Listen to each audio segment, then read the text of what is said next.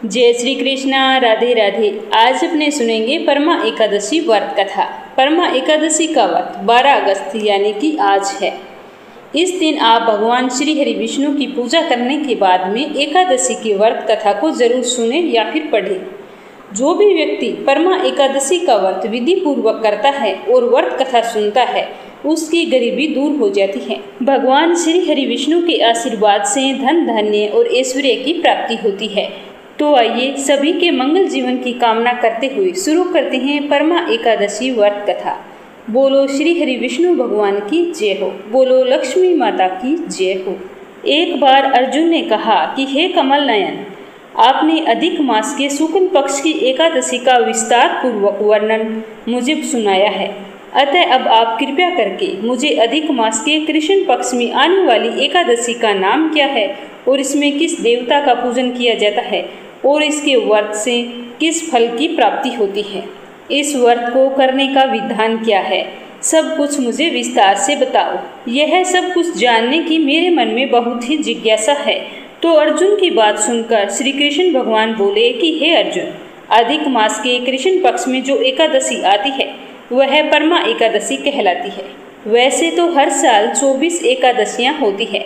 अधिक मास या फिर मलमास जिसे अपने कहते हैं वो आता है तो उस वर्ष में 26 एकादशियां होती है। अधिक मास में 2 एकादशी तिथि होती है। जो पद्मिनी एकादशी होती है वो शुक्ल पक्ष में आती है और जो कृष्ण पक्ष में आती है वो परमा एकादशी के नाम से जानी जाती है। अधिक मास का वैसे ही बहुत ही महत्व माना गया है। अधिक मास में भगवान श्री हरि विष्णु की पूजा अर्चना कभी भी निष्फल नहीं जाती, क्योंकि यह महीना सभी महीनों में सबसे बड़ा माना जाता है, क्योंकि इसके मालिक भगवान श्री हरि विष्णु स्वयं हैं। और अगर इस महीने में एकादशी तिथि आती है तो वो तो बहुत ही सुख फलदायी होती है। इसके व्रत से सभी प्रकार के पाप नष्ट हो जाते हैं तथा मनुष्य को इस लोक में सुख तथा परलोक में सद्गति प्राप्त होती है। इस एकादशी का व्रत पूरे विधि विधान से करना चाहिए और भगवान श्री हरि विष्णु का धूप दीप नैवेद्य पुष्प आदि से पूजन करना चाहिए। जब श्री हरि विष्णु की पूजा करें तो तुलसी दल अवश्य चढ़ाएं। इस एकादशी की पावन कथा जो कि महर्षियों के साथ कांपिल्य नगरी में हुई थी वह मैं तुम्हें आज कहता हूँ, ध्यान पूर्वक सुनना। तो अर्जुन से ऐसा कहकर भगवान श्री कृष्ण ने कथा कहनी शुरू की। कांपिल्य नगरी में सुमेधा नाम का एक अत्यंत धर्मात्मा ब्राह्मण रहता था। उसकी पत्नी अत्यंत पवित्र तथा पतिव्रता थी। किसी पूर्व पाप के कारण वह दंपति अत्यंत दरिद्रता का जीवन व्यतीत कर रहे थे। ब्राह्मण को भिक्षा मांगने पर भी भिक्षा नहीं मिलती थी। उस ब्राह्मण की पत्नी वस्त्रों से रहित होते हुए भी अपने पति की सेवा किया करती थी तथा अतिथि को देखकर उसे अन्न देकर स्वयं भूखी रह जाती और पति से कभी भी किसी भी वस्तु की मांग नहीं करती। दोनों पति पत्नी घोर निर्धनता का जीवन व्यतीत कर रहे थे। जब ब्राह्मण अपनी पत्नी को ऐसे फटे हाल वस्त्रों में देखता तो बहुत ही दुखी होता और सोचता कि मैंने ना जाने पूर्व जन्म में कौन से बुरे कर्म किए हैं जो आज मुझे इस तरह के कष्ट भोगने पड़ रहे हैं। तो यह सोचते हुए एक दिन ब्राह्मण अपनी पत्नी से बोला कि हे प्रिय, जब मैं धनवानों से धन की याचना करता हूँ तो वो मुझे धन देने से मना कर देते हैं, और ये तो तुम्हें पता है कि गृहस्थी धन के बिना नहीं चलती। मैं तुम्हारी ऐसी हालत देखता हूँ तो मुझे बहुत ही दुख होता है। इसीलिए यदि तुम्हारी सहमति हो तो मैं प्रदेश जाकर कुछ काम करूं, क्योंकि विद्वानों ने कर्म की प्रशंसा की है। तो ब्राह्मण की बात सुनकर ब्राह्मण की पत्नी ने बड़े ही विनीत भाव से कहा कि हे स्वामी, मैं आपकी दासी हूँ। पति अच्छा हो या बुरा हो, जो कुछ भी कहे पत्नी को वही करना चाहिए। मनुष्य को पूर्व जन्म में किए कर्मों का फल मिलता है। सुमेर पर्वत पर रहते हुए भी मनुष्य को बिना भाग्य के सोना नहीं मिलता। पूर्व जन्म में जो मनुष्य विद्या और भूमि दान करते हैं उन्हें अगले जन्म में विद्या और भूमि की प्राप्ति होती है। ईश्वर ने भाग्य में जो कुछ लिखा है उसे कभी भी टाला नहीं जा सकता। यदि कोई मनुष्य दान नहीं करता है तो प्रभु उसे केवल अन्न ही देते हैं। इसीलिए आपको इसी स्थान पर रहना चाहिए, क्योंकि मैं आपका विछोह सहन नहीं कर पाऊंगी। जो औरत अपने पति के बिना रहती है तो उसके माता पिता भाई ससुर सास संबंधी सारे लोग उसकी निंदा करते हैं। इसीलिए हे स्वामी, आप कृपया करके कहीं ना जाएं। जो भाग्य में लिखा है वो यहीं पर प्राप्त हो जाएगा। आप जैसे भी रहें, जिस हाल में रहें, मैं तुम्हारे साथ बहुत ही खुश हूँ। जब ब्राह्मण ने अपनी पत्नी के मुंह से इस तरह की बात सुनी तो उसने परदेश जाने के फैसले को बदल लिया। इसी प्रकार समय बीतता रहा। दोनों बड़ी ही गरीबी के साथ अपना जीवन यापन करते रहे। एक बार की बात है कि उनके यहाँ कौंडिन्य ऋषि आए, तो ऋषि को देखकर ब्राह्मण सुमेधा और उसकी पत्नी बहुत ही खुश हुए और उन्हें खड़े होकर प्रणाम किया और बोले कि आज तो हम धन्य हो गए जो आपके दर्शन हुए हैं। आपके दर्शन से हमारा तो जीवन सफल हो गया। इस तरह दोनों ने ऋषि का आदर सत्कार करते हुए उन्हें बैठने के लिए आसन दिया और खूब आव भगत की। भोजन करने के बाद में ब्राह्मण की पत्नी ने ऋषि से कहा कि हे ऋषिवर, कृपया करके आप मुझे दरिद्रता का नाश करने की विधि बतलाइए। हम दोनों इस गरीबी से बहुत ही परेशान हैं। ब्राह्मण होते हुए भी हम अगर किसी के पास भिक्षा मांगने जाते हैं तो लोग हमें भिक्षा देने से इनकार कर देते हैं। मेरे पति इन हालातों से दुखी होकर परदेश में जाकर धन कमाने की सोच रहे थे, लेकिन मैंने उन्हें जाने से रोक दिया। मेरे भाग्य से आप आ गए हैं। अब मुझे पूरा विश्वास है कि हमारी गरीबी दूर हो जाएगी। अतः कृपया करके आप हमारी गरीबी को दूर करने का कोई उपाय बताएं। तो ब्राह्मणी की बात सुनकर कौंडिन्य ऋषि बोले कि हे ब्राह्मणी, मल मास के कृष्ण पक्ष की परमा एकादशी के व्रत से सभी प्रकार के पाप, दुख और दरिद्रता नष्ट हो जाती है। जो मनुष्य इस व्रत को श्रद्धा पूर्वक करता है वह धनवान हो जाता है। इस व्रत में नृत्य, गायन आदि सहित रात्रि में जागरण करना चाहिए। यह एकादशी धन वैभव देती है तथा पापों का नाश करके उत्तम गति भी प्रदान करती है। धनाधिपति कुबेर ने भी इस एकादशी व्रत का पालन किया था, जिससे प्रसन्न होकर भगवान भोलेनाथ ने उन्हें धनाध्यक्ष का पद प्रदान किया था। इसी व्रत के प्रभाव से सत्यवादी राजा हरिश्चंद्र को पुत्र, स्त्री और राज्य की प्राप्ति हुई थी। उसके बाद में कौंडिन्य ऋषि ने उन्हें एकादशी व्रत का सारा विधान कह सुनाया और ऋषि ने कहा कि हे ब्राह्मणी, पंचरात्रि व्रत इससे भी ज्यादा उत्तम है। परमा एकादशी के दिन प्रातःकाल नित्य नियम से निवृत्त होकर विधान पूर्वक पंचरात्रि व्रत आरंभ करना चाहिए। जो मनुष्य 5 दिन तक निर्जल व्रत करते हैं वे अपने माता पिता और स्त्री सहित स्वर्ग लोक को जाते हैं। जो मनुष्य 5 दिन तक संध्या को भोजन करते हैं वे स्वर्ग को जाते हैं। जो मनुष्य स्नान करके 5 दिन तक ब्राह्मणों को भोजन कराते हैं वे समस्त संसार को भोजन कराने का फल पाते हैं। जो मनुष्य इस व्रत में असव दान करते हैं उन्हें तीनों लोकों के दान करने का फल प्राप्त होता है। और जो मनुष्य उत्तम ब्राह्मण को तिल दान करते हैं वे तिल की संख्या के बराबर वर्षों तक विष्णु लोक में वास करते हैं। जो मनुष्य घी का पात्र दान करते हैं वह सूर्य लोक को जाते हैं। जो मनुष्य 5 दिन तक ब्रह्मचार्य पूर्वक रहते हैं वे देवांगनाओं के साथ स्वर्ग को जाते हैं। हे ब्राह्मणी, तुम अपने पति के साथ इस व्रत को करो, अवश्य तुम्हें सिद्धि और अंत में स्वर्ग की प्राप्ति होगी।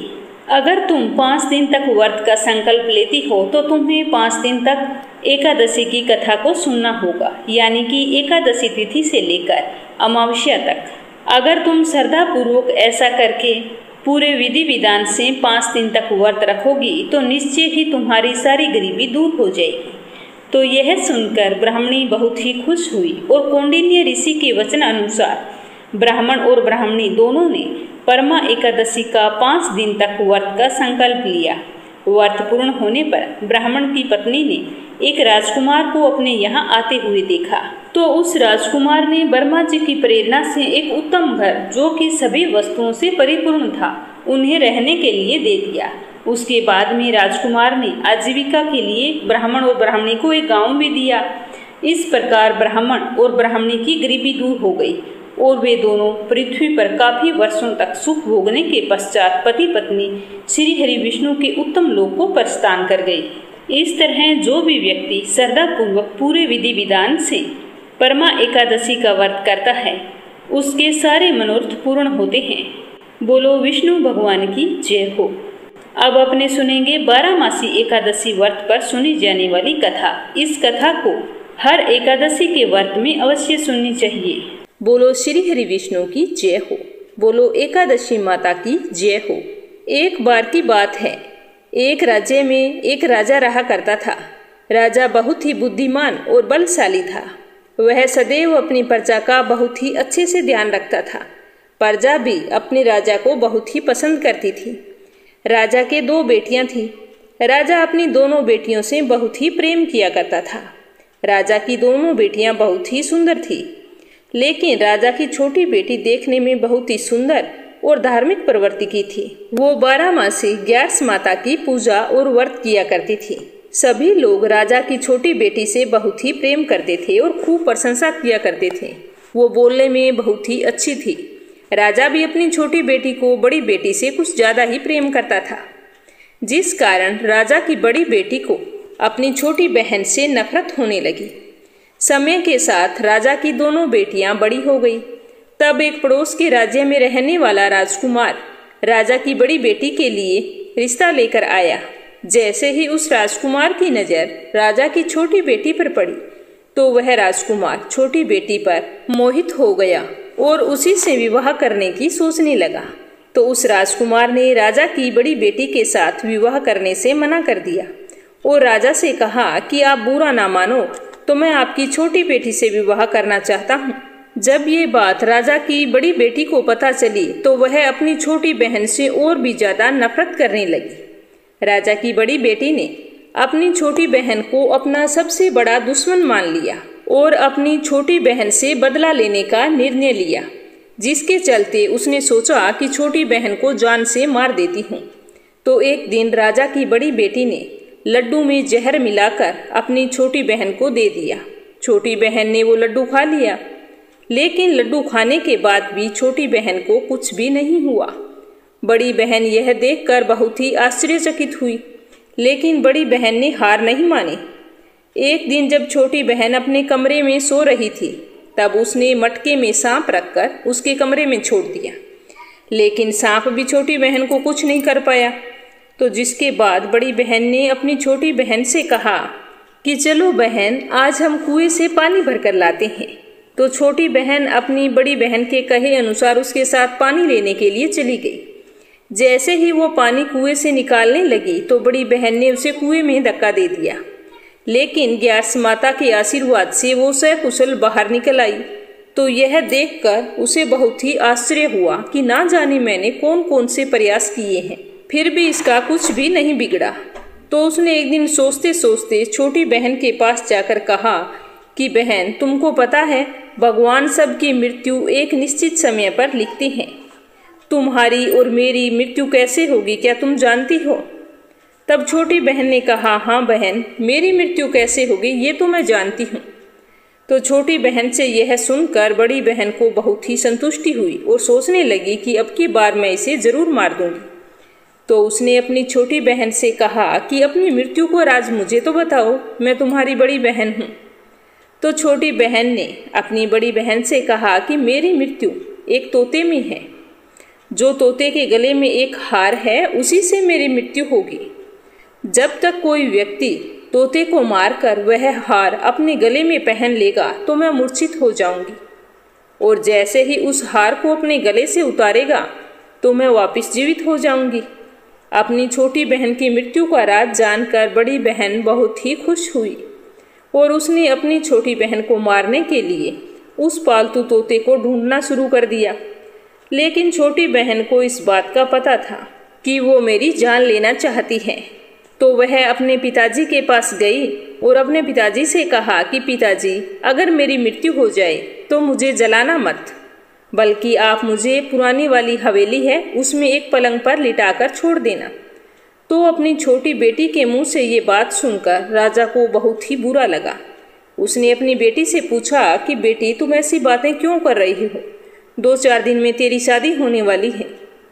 तब राजा की छोटी बेटी ने बताया कि पिताजी, समय किसी के लिए नहीं रुका, कब क्या हो जाए किसी को कुछ भी पता नहीं है। फिर राजा ने अपनी छोटी बेटी से कहा कि तुम्हारा ऐसा बोलना मुझे बिल्कुल भी अच्छा नहीं लगता। लेकिन छोटी बेटी ने अपने पिताजी को ऐसा करने पर मजबूर कर दिया और वचन ले लिया कि मरने के बाद जलाना नहीं है।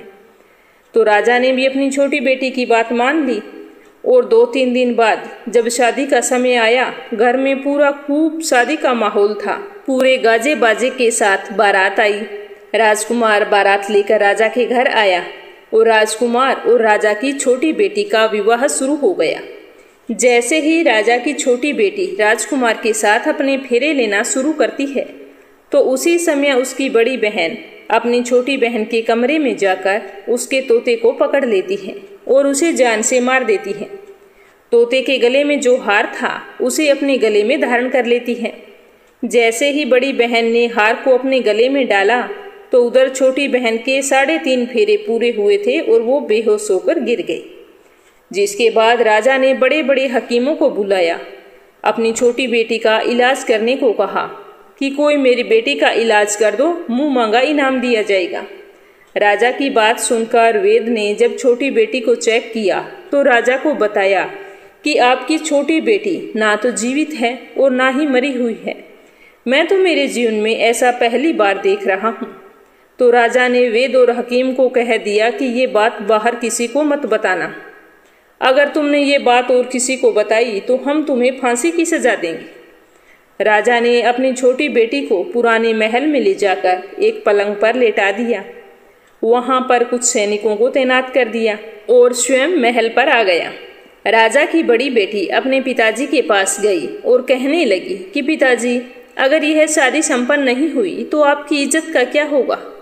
अगर आप कहो तो मैं आपकी इज्जत बचाने के लिए राजकुमार से शादी करने के लिए तैयार हूँ। तो राजा ने अपनी बड़ी बेटी की बात मानकर छोटी बेटी के कपड़े बड़ी बेटी को पहना दिए और मंडप पर भेज दिया। लेकिन राजकुमार यह जान गया था कि यह राजा की छोटी बेटी नहीं है, तो उसने शादी करने से मना कर दिया। लेकिन वहां पर आए सारे लोगों ने राजकुमार को विवश कर दिया और राजा की बड़ी बेटी से शादी उस राजकुमार की करवा दी। बचे हुए 3.5 फेरे बड़ी बेटी के साथ दिलवा दिए गए। उसके बाद राजकुमार राजा की बड़ी बेटी को अपने महल ले गया। राजकुमार राजा की बड़ी बेटी से ना तो बात करता था और ना ही उसे पसंद करता था और ना ही उसके कमरे में आता था। राजकुमार ने यह फैसला ले लिया कि मैं राजा की छोटी बेटी को ढूंढ कर ही रहूंगा। वह रात दिन उसे ढूंढता हुआ इधर उधर घूमने लगा। एक दिन राजकुमार अपने घोड़े पर सवार होकर राजा के पुराने महल के पास पहुंच गया। जहां पर उसने कुछ सैनिकों को देखा, तो महल के पास पहुंचकर राजकुमार ने जब महल को ध्यान से देखा तो वह समझ गया कि यह मेरे ससुर का पुराना महल है। तब राजकुमार ने सैनिकों से पूछा कि तुम लोग यहाँ पर क्या कर रहे हो और इस महल के अंदर उस पलंग पर कौन लेटा है? तो सैनिकों ने बताया कि यहाँ पर राजा की छोटी बेटी लेटी है। तो यह सुनकर राजकुमार बहुत ही खुश हुआ और तुरंत उससे मिलने के लिए अंदर चला गया। लेकिन देखा तो वो तो बिल्कुल बेहोश थी, तो उसकी सेवा करने लगा। जैसे ही रात हुई तो राजा की छोटी बेटी उठकर बैठ गई। तो राजकुमार यह देखकर बहुत ही खुश हुआ और उसे पूछने लगा कि तुम यहाँ पर क्या कर रही हो? ऐसे 20 फेरों से खड़ी होकर यहाँ पर क्यों चली आई? तुम मेरे साथ चलो। तो राजा की छोटी बेटी ने राजकुमार को सारी बात बता दी। बताया कि मेरी जान एक तोते में बसी थी और यह बात मैंने अपनी बड़ी बहन को बता दी। मुझे पता है कि उसी ने मुझे मारने का प्रयास किया है। उसके पास एक हार है जिसको वह सुबह पहन लेती है और रात को उतार कर रख देती है। जब तक वह हार को पहने रखती है तब तक मैं मूर्छित रहती हूँ और जैसे ही वह हार को उतार देती है तो मैं जीवित हो जाती हूँ। और जब तक मेरी बड़ी बहन के पास वो हार है तब तक मैं ऐसे ही जीवित और मूर्छित होती रहूँगी। अगर मेरी बड़ी बहन के पास जो हार है वो मेरे हाथ आ जाए तो मैं हमेशा के लिए जीवित हो जाऊंगी। तो राजकुमार यह बात सुनकर राजा की छोटी बेटी के पास रहने का निर्णय ले लिया और बचे हुए फेरे लेकर अपने विवाह को भी पूरा कर लिया और वहीं पर रहने लगा। ऐसे करते करते काफी समय बीत गया। राजा की छोटी बेटी गर्भवती हो गई। एक दिन राजकुमार को किसी काम से बाहर जाना पड़ा, तो पीछे से राजा की छोटी बेटी के पेट में बहुत जोरों से दर्द होने लगा। तो उसने उस समय ग्यार्स माता का आह्वान किया, जिसके बाद ग्यार्स माता वहां पर प्रकट हुई और उसने उसके दर्द को दूर किया एक सुंदर पुत्र को उसने जन्म दिया। जब आधी रात को राजकुमार बाहर से आया तो उसने ग्यारस माता को देखा तो वह बहुत ही आश्चर्यचकित हुआ। उसने तुरंत माता को प्रणाम किया और ग्यारस माता ने राजकुमार से कहा कि जब तुम्हारा बेटा 5 वर्ष का हो जाए तो तुम अपनी पत्नी का हार लाकर इसके गले में डाल देना, जिससे यह हमेशा के लिए जीवित हो जाएगी। तो समय के चलते राजकुमार का बेटा 5 साल का हो गया। एक दिन राजकुमार को फिर कोई काम था, उसे बाहर जाना पड़ा। तो उसने कहा तुम अपनी माता का ध्यान रखना और मैं शाम तक लौट आऊँगा। तो जैसे ही राजकुमार वहाँ से बाहर निकला तो बड़ी बहन के सैनिकों ने उसे देख लिया और बड़ी बहन को जाकर सारी बात बता दी, जिसके बाद बड़ी बहन अपनी छोटी बहन के पुत्र को वहाँ से उठवा लिया और उसे मरवा दिया। उसके 2 टुकड़े करवाए। पहले टुकड़े को चक्की के पास छुपा दिया और दूसरा टुकड़ा अपने पलंग के नीचे रख लिया। तो यह देखकर ग्यारस माता ने भिखारी का रूप धारण किया और उसके घर आ गई, भिक्षा मांगने लगी। तो बड़ी बहन ने अपने नौकरों से कहा कि जाओ भिखारिन को भिक्षा दे दो। लेकिन जैसे ही नौकर ग्यारस माता को भिक्षा देने के लिए जाते हैं तो माता उन्हें मना कर देती है और कहती है कि मैं तुम्हारी महारानी से ही भिक्षा लूंगी। तो नौकरों ने अंदर जाकर कहा कि रानी वो हमसे भिक्षा नहीं ले रही है, बोल रही है कि मैं रानी से भिक्षा लूंगी। तो जब बड़ी बहन स्वयं भिक्षा देने के लिए माता के पास आती है, उससे पहले ही माता एक बिल्ली का रूप बनाकर उसके कमरे में चली जाती है। वहाँ पर जो छोटी बेटी के पुत्र का एक टुकड़ा था वो उठा लेती है और दूसरा चक्की के पास से उठाकर जीवित कर देती है और वहाँ से लेकर चली जाती है और राजकुमार को सारी बात बताकर उन्हें उसका बेटा सौंप देती है। तो राजकुमार अपने बेटे को लेकर उस बड़ी बहन के पास जाता है और उससे कहता है कि इस बच्चे का अच्छे से ध्यान रखना है। अगर तुम इस बच्चे का अच्छे से ध्यान रखोगे तो ही मैं तुमसे बात करूँगा, वरना मैं यहाँ से चला जाऊँगा। तो एक दिन राजकुमार ने अपने बच्चे से कहा कि तुम ऐसा करो, तुम्हारी माँ के गले से वो हार मांग लो, तुम्हारी जिद की वजह से वो तुम्हें दे देगी। तो अपने पिताजी के कहे अनुसार लड़का अपनी बड़ी माँ के पास जाकर कहता है कि माँ मुझे तुम्हारे गले का हार चाहिए। तो यह सुनकर उसकी माँ को पहले बहुत ही गुस्सा आता है, पर उसको याद आता है कि राजकुमार ने कहा है कि अगर मैं इस बच्चे का अच्छे से ध्यान रखूंगी तो ही वो मुझसे बात करेंगे। तो वो सोचती है कि छोटी बहन अब तक तो मर गई होगी, उसे जला भी दिया होगा, अब कौन सी जिंदा होने वाली है। तो वह हार को निकालकर उस बच्चे को दे देती है। वह बच्चा उस हार को ले जाकर अपने पिताजी को दे देता है। तो राजकुमार अपने बेटे और उस हार को लेकर वहां से चला जाता है और जाते हुए कह जाता है कि तुम हमारे लिए खाना बनाकर तैयार रखना, मैं शाम को आकर तुम्हारे साथ ही खाना खाऊंगा। यह कहकर अपने बेटे को लेकर वहां से सीधा राजा के पास जाता है और राजा को सारी बात बता देता है। राजा अपनी बड़ी बेटी की यह करतूत सुनकर बहुत ही क्रोधित होते हैं और अपनी परवरिश को दोष देने लगते हैं और राजकुमार को अपनी छोटी बेटी के साथ रहने का आदेश देते हैं। तो राजकुमार वह हार लेकर छोटी रानी के पास जाता है और उसके गले में वो हार डाल देता है, जिससे वो जीवित हो जाती है। दोनों बहुत ही खुश होते हैं और राजकुमार अपने बेटे और अपनी पत्नी को लेकर अपने राज्य चला जाता है। इस तरह एकादशी व्रत के प्रभाव से राजा की छोटी बेटी को अपने जीवन में आई तमाम मुसीबतों से छुटकारा मिलता है। बोलो श्री हरि विष्णु की जय हो, बोलो एकादशी माता की जय हो। अगली कहानी सुनेंगे तुलसी माता की। एक समय की बात है, गांव में सारी महिलाएं तुलसी माँ को जल सींचने जाया करती थी। जब सारी महिलाएं तुलसी को सींच कर घर आ जाती तो एक बुढ़िया माई तुलसी माँ को जल सींच कर कहती कि हे तुलसी माता सबकी दाता, मैं बिड़लो सींचूं तेरो, तू कर निधार मेरो। तुलसी माता अड़ुआ दे, लड़ुआ दे, पीताम्बर की धोती दे, मीठे मीठे ग्रास दे, बैकुंठ का वास दे, चटक की चाल दे, पटक की मोत दे, चंदन का काट दे, झालर की झनकार दे, साईं का राज दे, दाल भात जीवन दे, एकादशी का दिन दे और कृष्ण जी का कांधा दे। जब तुलसी मैया इतनी सारी बात सुनती तो सोच में पड़ जाती, सोचती कि यह पूरी श्रद्धा से मेरी पूजा करती है, परंतु मैं इसकी मनोकामना को कैसे पूर्ण करूंगी। यह सोचते सोचते तुलसी मैया बिल्कुल सूखने लगी। तो इस तरह तुलसी मैया को सूखते हुए देखकर एक दिन भगवान श्री कृष्ण से पूछा कि ऐसी क्या बात है कि तुम सूखती ही जा रही हो। तो तुलसी माँ ने बताया कि रोजाना एक बुढ़िया मेरे पास आती है, जल सींचकर पूरी श्रद्धा से इतनी बात मुझे कह जाती है, इस बुढ़िया को मैं सब कुछ दे सकती हूँ, पर आपका कंधा कहाँ से दूंगी। तो यह सुनकर भगवान श्री कृष्ण बोले कि तुम चिंता मत करो, बुढ़िया माई को आशीर्वाद दो, बाकी मैं संभाल लूंगा। तो तुलसी माँ ने वैसा ही किया। तो वह बुढ़िया रोजाना जल सींचने आती और रोजाना वही कर्म दोहराती, तो तुलसी माता उसे आशीर्वाद दे देती। कुछ महीनों बीतने के बाद वो बुढ़िया माई तो मर गई।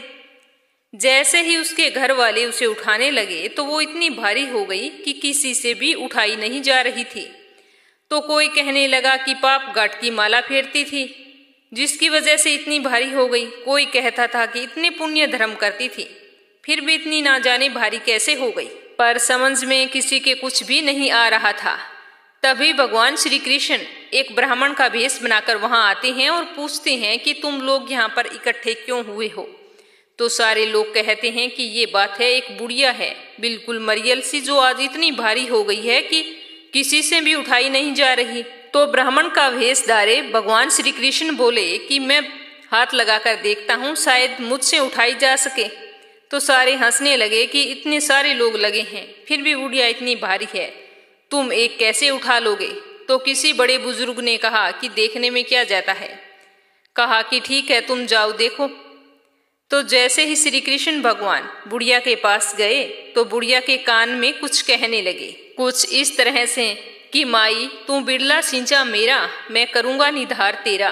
बुढ़िया माई अड़ुआ ले लड़ुआ ले, पीताम्बर की धोती ले, मीठा मीठा भात ले, बैकुंठ का वास ले, चटक की चाल ले, पटक की मोत ले, चंदन का काठ ले, झालर की झनकार ले, साईं का राज ले, दाल भात का भोजन ले और श्री कृष्ण का कांधा ले।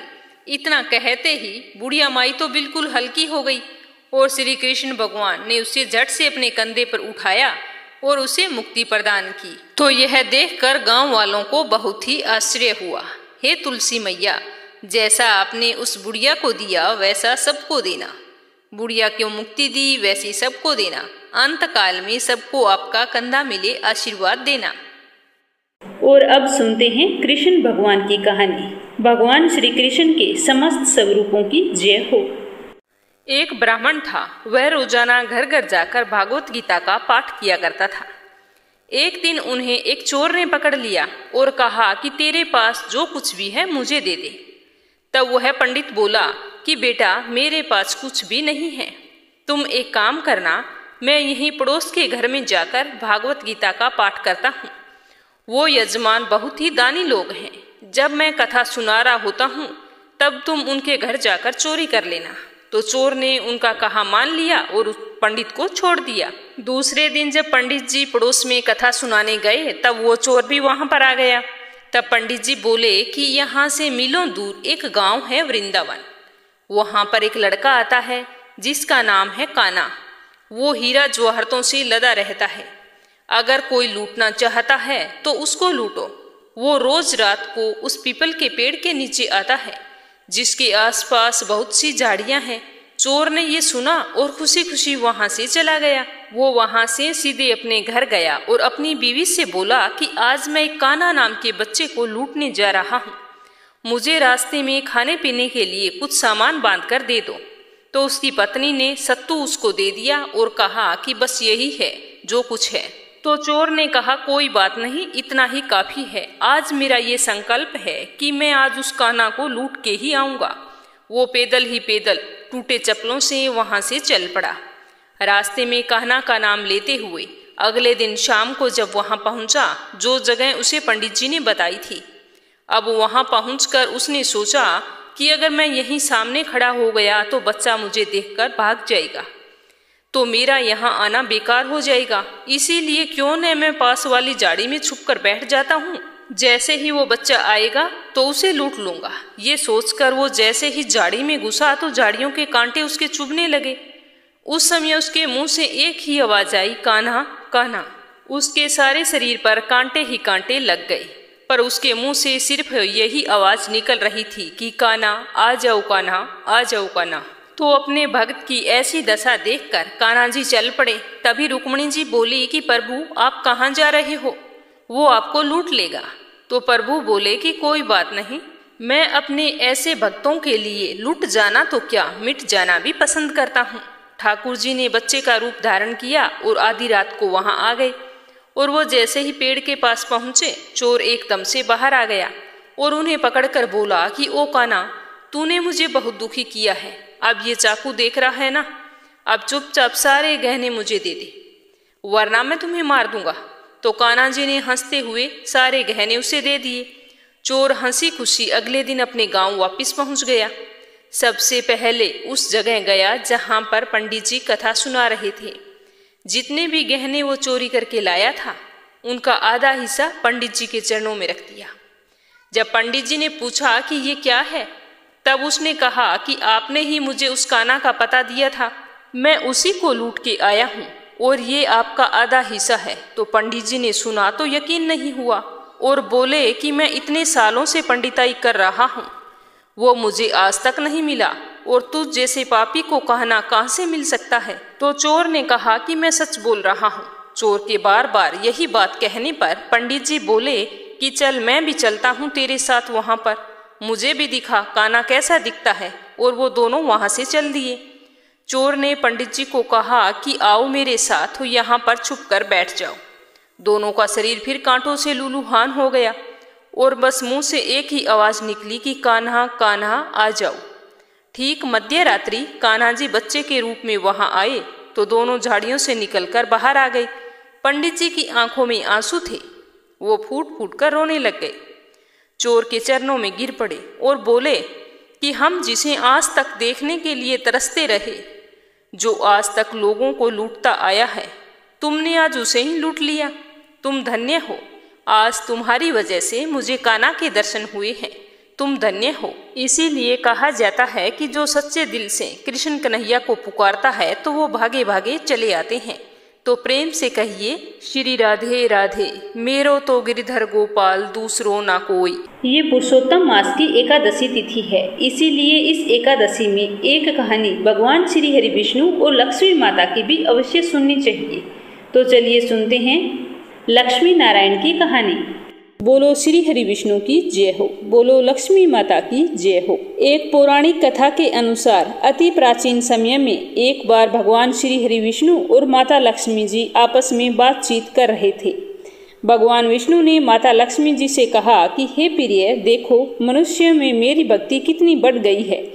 सारे लोग सदा ही नारायण नारायण का जाप करते रहते हैं, मुझे तो यह देखकर बहुत ही खुशी होती है। तो माता लक्ष्मी ने भगवान श्री हरि विष्णु की बात सुनकर कहा कि हे प्रभु, यह सब भक्ति आपको पाने के लिए नहीं बल्कि मुझे प्राप्त करने के लिए करते हैं। तो लक्ष्मी माता की बात सुनकर श्री हरि विष्णु ने कहा कि देवी, आपको ऐसा क्यों लगता है?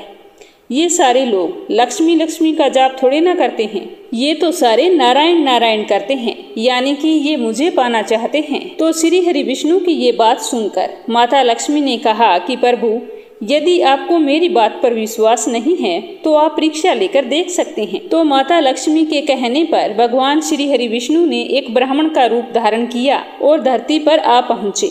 वहाँ पर एक नगर में जाकर एक धनी साहूकार के द्वार पर पहुंच गए।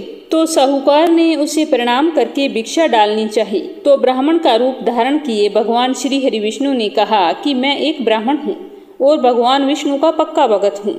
मैं आपके नगर में भिक्षा मांगने के लिए नहीं आया हूँ, बल्कि मैं तो आपके नगर में कुछ दिन भगवान विष्णु की कथा और भजन कीर्तन करने की इच्छा से आया हूँ। अगर आप सुनने की इच्छा रखते हैं तो मेरे लिए निवास स्थान का प्रबंध कर दो। तो ब्राह्मण की बात सुनकर साहूकार ने कहा कि हाँ हाँ क्यों नहीं, मैं तो स्वयं भगवान विष्णु का पक्का भगत हूँ। यह कहकर साहूकार ने ब्राह्मण को अपने घर पर निवास करने के लिए कहा और अपने कुछ लोगों को भजन कीर्तन की व्यवस्था करने के लिए बोल दिया। तो साहूकार के लोगों ने सारी व्यवस्था कर दी और इधर उधर पूरे नगर में ऐलान कर दिया कि एक ब्राह्मण आया है जो भगवान श्री हरि विष्णु के भजन कीर्तन करेगा और साथ ही कथा भी सुनाएगा। तो दूसरे दिन काफी लोग वहां पर एकत्रित हो गए। तो ब्राह्मण का रूप धारे विष्णु भगवान वहां पर पहुंच गए और कथा वाचन एवं के भजन कीर्तन शुरू कर दिया। जब भगवान स्वयं अपनी कथा कह रहे हों तो उससे अच्छा और क्या हो सकता है। उसके कथा वाचन और भजन कीर्तन में लोग इतने मंत्रमुग्ध हो जाते कि उन्हें समय का पता ही नहीं चलता। श्री हरि के द्वारा श्री हरि की कथा सुनने का आनंद लेते। दिनों दिन वहां पर भीड़ बढ़ने लगी और रोजाना बहुत बड़ी संख्या में लोग कथा सुनने के लिए आने लगे। तो ये देखकर भगवान श्री हरि विष्णु मन ही मन बहुत ही खुश होते। तो माता लक्ष्मी जी ने जब यह देखा तो एक वृद्ध महिला का रूप धारण किया और उसी नगर में पहुंच गई। वृद्ध महिला के रूप में लक्ष्मी माता एक घर के सामने पहुंची। वहां जाकर लक्ष्मी माता ने देखा कि एक महिला उस घर पर ताला लगा रही थी और कहीं जाने की तैयारी कर रही थी। तब लक्ष्मी माता ने उस महिला को रोक कर कहा कि पुत्री, मुझे प्यास लगी है, थोड़ा सा पानी पिला दो। तो उस महिला ने कहा कि माताजी, मुझे प्रवचन के लिए जाना है, मुझे वहां पहुंचने में पहले ही बहुत देर हो चुकी है, अब मुझे जाने दीजिए। पर उस वृद्ध महिला ने फिर कहा कि पुत्री, मुझे पानी पिलाकर चले जाना, मुझे बहुत ही जोरों की प्यास लगी है। तो उस महिला को उस वृद्ध महिला पर दया आ गई और उसने ताला खोलकर लोटा भरकर पानी लाई और उस वृद्ध महिला को लोटा दे दिया। जैसे ही लक्ष्मी माता ने पानी पीकर लोटा वापस दिया तो वो लोटा तो सोने का हो गया। यह देखकर वो महिला तो आश्चर्य से भर गई और सोचने लगी कि ये चमत्कार कैसे हुआ। और वो उस वृद्ध महिला से मनोहार करने लगी कि माताजी, आपको भूख लगी होगी, भोजन करके जाना, आप कहो तो मैं भोजन लगा देती हूँ। और साथ ही साथ मन में ये भी सोच रही थी कि जब मैंने पानी के लिए लोटा दिया तो वो लोटा सोने का हो गया। अगर यह वृद्ध महिला मेरे घर भोजन करेगी तो सारे बर्तन सोने के हो जाएंगी। परंतु उस महिला ने मना कर दिया और कहा कि पुत्री, तुझे प्रवचन के लिए देरी हो रही है, तू प्रवचन के लिए चली जा। तो वह महिला उस वृद्ध महिला के कहे अनुसार प्रवचन के लिए चली तो गई, परंतु उसका मन आज वहां पर नहीं लग रहा था।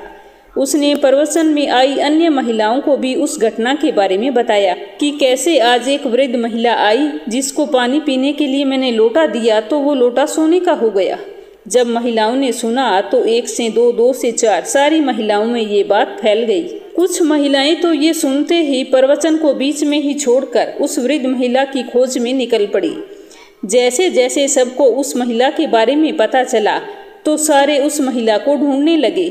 जिस किसी को भी वह वृद्ध महिला मिलती तो सारे उसकी सेवा में व्यस्त हो जाते। इसी कारण से प्रवचन में जाना लगभग सारे लोगों ने छोड़ दिया। इस प्रकार प्रवचन में आने वाले लोगों की संख्या प्रतिदिन कम होते होते बिल्कुल कम हो गई। लोगों की बातें सुनकर और दिन प्रतिदिन प्रवचन में आने वाली भीड़ को कम होता देखकर भगवान समझ गए थे कि लक्ष्मी जी इस नगर में आ पहुंची है। लेकिन जब इस बात का पता साहूकार को लगा कि इस नगर में एक वृद्ध महिला आई है, जिस किसी बर्तन के वो हाथ लगाती है वो सोने का हो जाता है, तो यह बात सुनकर वो भी प्रवचन छोड़कर उस वृद्ध महिला के पास पहुंच गया और वहां पहुंचकर बोला कि हे माता, आप सब पर कृपा कर रही हैं और आपने मुझे अपनी सेवा का मौका भी नहीं दिया, जबकि मैंने तो बहुत ही पुण्य का काम किया है। मैंने मेरे घर पर भगवान के प्रवचन का आयोजन कर रखा है और आप मेरे घर पर नहीं आई। तब वह वृद्धा का रूप धारे माता लक्ष्मी ने कहा कि बेटा, मैं तेरे घर पर भी आती, पर तूने अपने घर पर प्रवचन का आयोजन कर रखा था। मैंने सोचा जब तक वो कथावाचक तेरे घर से चला जाएगा तब मैं तेरे घर पर आऊंगी। तो वृद्ध महिला के मुंह से ऐसी बातें सुनकर साहूकार ने कहा कि हे माता, अगर ऐसी बात है, अगर आप उस कथावाचक के रहते मेरे घर नहीं आ सकती तो मैं उस कथावाचक के रहने की व्यवस्था और कहीं कर देता हूँ, पर आप मेरे साथ चलिए। यह कहकर वह साहूकार माता लक्ष्मी जी को लेकर जल्दी जल्दी अपने घर पर पहुंच गया और ब्राह्मण का रूप धारे भगवान नारायण से कहा कि मैंने आपके रहने की व्यवस्था धर्मशाला में कर दी है, अब आप यहाँ से वहाँ पर चली जाइए। तब उस ब्राह्मण ने कहा कि पुत्र, अभी तो कथा में कुछ दिन बाकी हैं, उसके बाद तो मैं वैसे ही चला जाऊँगा। तो साहूकार ने कहा, नहीं, मेरे पास इतना समय नहीं है, मेरे घर पर एक अतिथि आए हैं और मुझे उनको अपने यहाँ रखना है। इसीलिए आप यहाँ से चले जाइए। तभी वृद्ध स्त्री का रूप धारण किए माता लक्ष्मी जी अंदर आ गई और साहूकार से बोली कि तुम बाहर रुको, मैं इनसे बात करना चाहती हूँ। उनकी बात सुनकर साहूकार बाहर चला गया।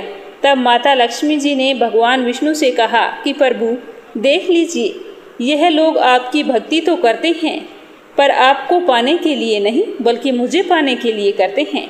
अब तो आप मेरी बात मानेंगे। तब भगवान विष्णु ने कहा कि देवी आपकी बात सत्य है, किंतु एक सत्य बात यह भी है कि आप भी यहाँ इसीलिए आई हैं क्योंकि यहाँ पर मेरी भक्ति हो रही थी। मैं यहाँ साधु के रूप में प्रभु भक्ति कर रहा था और अन्य लोग भी यहाँ आकर ईश्वर की भक्ति में लगे हुए थे। इसीलिए जहाँ भी साधु महात्मा और भक्त प्रभु की आराधना करेंगे वहाँ पर आपका वास होगा। ऐसा कहकर भगवान विष्णु बैकुंठ धाम को चले गए। भगवान श्री हरि विष्णु के चले जाने के बाद उस साहूकार के घर पर नगर वासियों की भीड़ जमा हो गई। सारे लोग उस वृद्ध महिला को अपने घर ले जाकर सेवा करना चाहते थे। तब वृद्ध महिला के रूप में माता लक्ष्मी ने नगर वासियों से कहा कि मैं अब यहाँ से जा रही हूँ। तो सारे लोग उनसे पूछने लगे कि हमसे ऐसे क्या गलती हो गई जो आप हमें ऐसे छोड़कर जा रही हैं। तब माता ने उत्तर दिया कि मैं वहीं पर वास करती हूँ जहाँ भगवान नारायण वास करते हैं। आप लोगों ने उन्हें निकाल दिया तो अब मैं यहाँ पर कैसे रह सकती हूँ। आपके नगर में जो कथा वाचन करते थे वो मेरे स्वामी थे। माता ने उनको अपना परिचय देते हुए यह भी बताया कि किस तरह भगवान विष्णु एक कथावाचक के रूप में साहूकार के यहाँ पर रुके थे। उन्होंने कहा कि मेरे स्वामी यहाँ थे इसीलिए मैं यहाँ पर आई थी। अब वो यहाँ से चले गए हैं तो इसीलिए मैं भी अब जा रही हूँ। ऐसा कहकर माता लक्ष्मी जी सभी को आशीर्वाद देते हुए वहाँ से अंतर्ध्यान हो गई। बोलो लक्ष्मी माता की जय हो, बोलो विष्णु भगवान की जय हो। तो चलिए अब सुनते हैं गणेश जी की कहानी जो हर व्रत कथा के बाद में अवश्य सुननी चाहिए। बोलो गणेश गजानन की जय हो। एक गांव था जिसमें एक सेठ जी अपने परिवार के साथ रहा करते थे। सेठ जी का बहुत ही बड़ा कारोबार था। सेठ जी गणेश जी की पूजा में पूरा ही विश्वास रखते थे। बड़ी श्रद्धा भाव से गणेश जी की पूजा किया करते थे, जिसके कारण सेठ जी के घर में अन्न धन की कोई भी कमी नहीं थी। वो सदैव भरे रहते थे। उनके जीवन में कभी भी किसी प्रकार की कोई कठिनाई नहीं आई। नित्य प्रतिदिन नियम अनुसार वो रोजाना नदी पर स्नान करने जाते और आकर गणेश जी की पूजा करते, फिर उन्हें भोग लगाते, उसके बाद में ही स्वयं भोजन करते। लेकिन यह बात सेठानी को बिल्कुल भी अच्छी नहीं लगती। वो धार्मिक नहीं थी और ना ही ईश्वर में विश्वास रखती थी। एक बार सेठानी ने सोचा कि यह इतना गणेश जी को मानते हैं, गणेश जी की पूजा करने से क्या होता है, मैं तो मानती नहीं हूँ। आज देखती हूँ कि वो गणेश जी की पूजा कैसे करते हैं। तो यह सोचकर जब दूसरे दिन सेठ जी नदी पर स्नान करने के लिए जाते हैं तो सेठानी जी पीछे से गणेश जी की मूर्ति को उठाकर कपड़े से ढककर बगीचे में ले जाकर जमीन में दबा देती है। जब सेठ जी स्नान करके नदी से घर पर आते हैं तो देखते हैं कि गणेश जी की मूर्ति नहीं है मंदिर में। तो वो सेठानी से पूछते हैं कि गणेश जी की मूर्ति मंदिर में नहीं है, कहाँ गई? तो सेठानी बोलती है कि मुझे मालूम नहीं। सेठ जी ने घर में इधर उधर सारे मूर्ति को बहुत ढूंढा लेकिन मूर्ति तो नहीं मिली, तो मूर्ति को भोग नहीं लगा पाए। इसीलिए सेठ जी ने खुद भी अन्न जल का त्याग कर दिया और गणेश जी से प्रार्थना करने लगे कि हे प्रभु, मुझसे कौन सी गलती हो गई जो आप मुझसे नाराज होकर मुझे छोड़कर ही चले गए। अगर आप अपनी कृपा दृष्टि मुझ पर बरसाते हो तो हे प्रभु मुझे दर्शन दीजिए। तो सेठ ने मन ही मन सोचा कि जब तक मुझे गणेश जी की मूर्ति नहीं मिल जाती, मुझे दर्शन नहीं दे देते, तब तक मैं अन्न जल का त्याग करता हूँ। तो उस दिन पूरा दिन ऐसे ही निकल गया। शाम को सेठ जी भूखे प्यासे सो गए। गणेश जी सेठ जी की भक्ति से प्रसन्न हो गए। जब सेठ जी सो गए तो सेठ जी के सपन में गणेश जी भगवान एक छोटे से चूहे के साथ खेल रहे होते हैं दिखाई देते हैं और चूहे को बाद में खाने के लिए लड्डू देते हैं। चूहा लड्डू लेकर बगीचे में जाता है और एक जगह से जमीन खोदता है और लड्डू वहीं पर डाल देता है और अचानक से सेठ जी की नींद खुल जाती है। तो सेठ जी भागकर बगीचे में जाते हैं और उसी जगह को खोदते हैं जहां उन्होंने सपने में लड्डू को दबाते हुए देखा था।